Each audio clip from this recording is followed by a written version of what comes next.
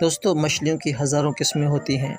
इनमें एक किस्म फौजी पापलेट पे होता है, जिसे माहीगीरी ज़ुबान में कोई कहा जाता है।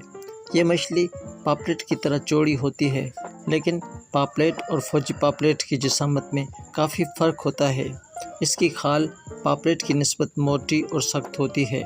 इसका रंग सब्ज़ और काला होता है और इस पर निशान होते हैं, जो इस मछली की ख़ास पहचान है। इसका ऊपरी पर कांटेदार होता है। ये कांटे काफ़ी सख्त होते हैं, जिनके चुभने से काफ़ी दर्द होता है। इस कांटे की वजह से फौजी पापलेट के जायके में कड़वाहट होती है। इसलिए फौजी पापलेट को साफ़ करते वक्त इस कांटे को एक ख़ास ट्रिक के ज़रिए निकाल दिया जाता है, ताकि जायके में कड़वाहट ना आए।